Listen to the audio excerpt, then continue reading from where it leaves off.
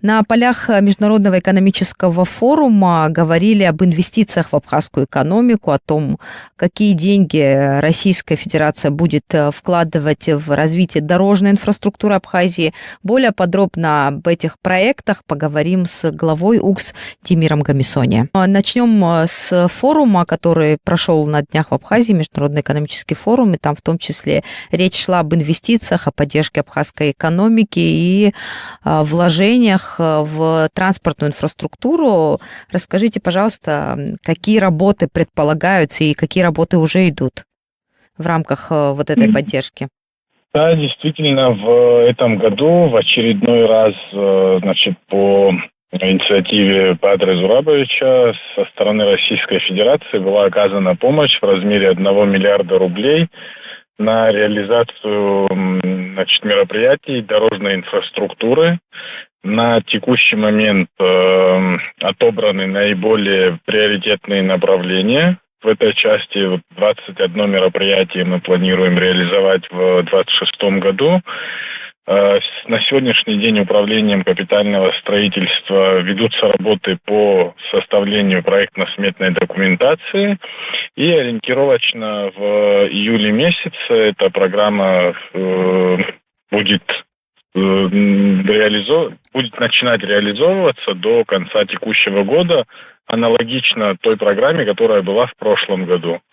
Направление этой программы, если посмотреть, хотелось бы поговорить вообще о дорожной инфраструктуре. Миллиард на дороги в Абхазии было выделено еще в 2025 году, и часть работ уже проводится вами. Вот про это, если поподробнее поговорить. В 2025 году те средства, которые были выделены на эту программу, они уже освоены, уже выполнена большая часть работ. В том числе это тоннель в Кудорском ущелье, но тоннель в Кудорском ущелье у нас имеет 2 источника финансирования. В прошлом году он финансировался и за счет средств дорожной инфраструктуры в размере миллиарда, а в текущем периоде он уже перенесен в инвестиционную программу, и завершение его будет предусмотрено в рамках реализации инвестпрограммы. Но по прошлогоднему перечню, у нас 19 мероприятий реализованы. Эти мероприятия были все пропорционально разделены по районам республики. Аналогичный подход у нас применился и в текущем году, и те же критерии остаются. Это загруженность автодороги и количество жителей, проживающих в том или ином районе. То есть там, где больше людей и необходимость больше, вот туда в первую очередь направляются силы. Тимир, вот по итогам прошлого года проведен капитальный ремонт 21 дорожного объекта, и общая площадь это примерно 200 тысяч квадратных метров. Работы объемные, достаточно, да, масштабные, можно сказать. Как вы эти работы вообще оцениваете? Насколько были сложные, важные эти работы? Работы все очень важные, безусловно, были. Оцениваем как? У нас действительно получилось в прошлом году в столь сжатые сроки реализовать все эти мероприятия. И вот хотелось бы отметить, кстати, что в новом районе у нас еще 2 мероприятия. Это улица Агарба и улица 30 сентября. По ним, ведутся работы по капитальному ремонту коммуникаций, уже на завершающей стадии. Сейчас специалистами необходимо, завершить работы по устройству ливневой канализации. И после этого мы уже приступим к асфальтированию этих участков. И параллельно проводятся работы по благоустройству. Устройство тротуаров, устройство обочин и все, что примыкает к этой территории. Пользуясь случаем, хотел бы, конечно, принести наши извинения за неудобства у жителей, потому что там очень густонаселенные участки, и есть такие определенные неудобства мы создаем людям, но это все делается во благо, как говорится. Осталось еще немного потерпеть, и все будет выглядеть гораздо приличнее, чем это было изначально у нас. Ну, в этом случае, мне кажется, люди понимают и возмущение минимум, потому что понимают, для чего это делается. И действительно, как вы сказали, картина будет лучше и комфортнее, тоже и среда, и инфраструктура вокруг. Демир, мне немного хотелось бы вернуться назад во время форума, который прошел в эти дни в Абхазии. И в один из дней президент и первый замруководитель администрации президента России, они проводили даже рабочее совещание на одном из отремонтированных участков улиц в Гудауте. То есть работы в рамках вот этой большой программы, они проводятся и в районах, и это тоже важные объекты. Да, абсолютно верно. Мы проводили в каждом из районов, у нас было по 2 по 5 объектов, в зависимости от масштабов, но абсолютно каждый район, эта программа была задействована в каждом районе. При этой встрече я президенту докладывал о том, как у нас получилось реализовать те мероприятия, по которым стояла задача, и представили, презентацию в части того, как у нас было до реализации мероприятий, какое состояние дорог было и какого результата удалось достичь нам. В принципе, результатом были очень довольны и надеемся, что в этом году будет аналогично все выполнено в срок. Во всяком случае, все предпосылки, говорят о том, что все удастся в очередной раз.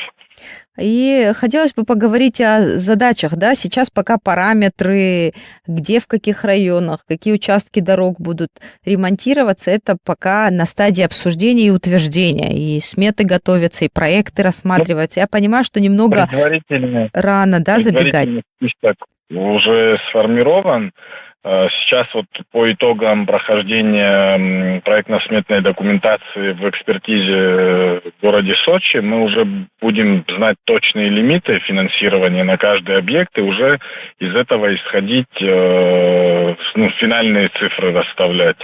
Но так могу сказать, что учитывая, что этот год у нас назначен годом села, будут в обязательном порядке и дороги в селах, непременно. И, конечно, в основные самые загруженные дороги в городе, они тоже будут реализовываться.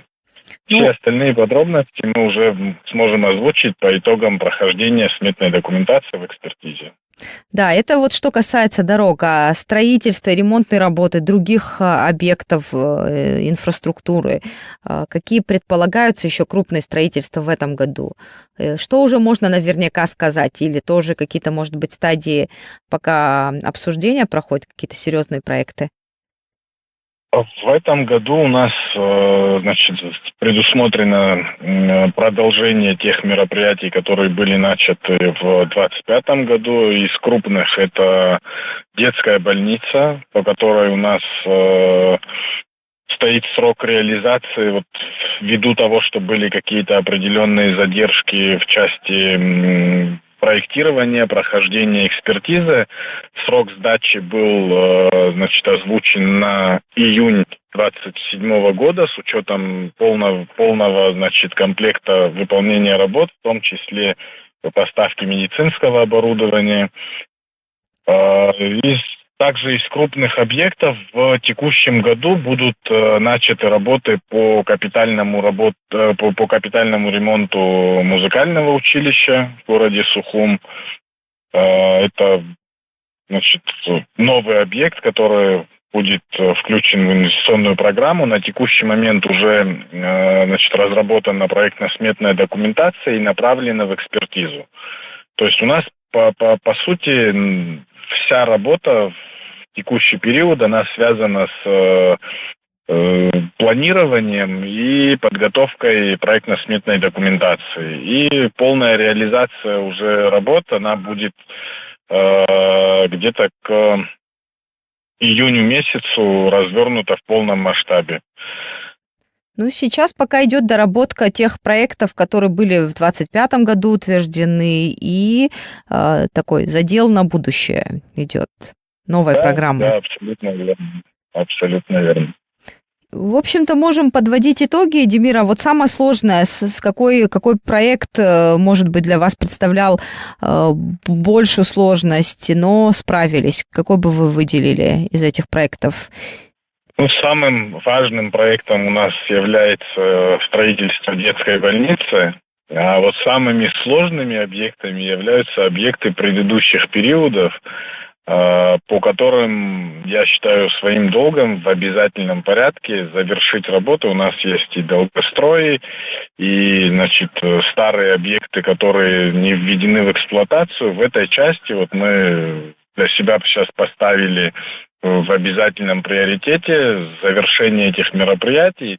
И в случае, если это представляется возможным, завершить обязательно эти мероприятия и ввести их в эксплуатацию. Вот это сейчас самая важная задача – закончить все объекты долгостроя. Вот если о приоритетности и о сложности. Спасибо. Благодарю, Демир, за комментарий. Спасибо, что были с нами на связи. А нашим слушателям напомню, с нами на связи был глава УКС Демир Гамисоня. Мы говорили о проектах, которые ремонтируются и будут профинансированы в ближайшее время.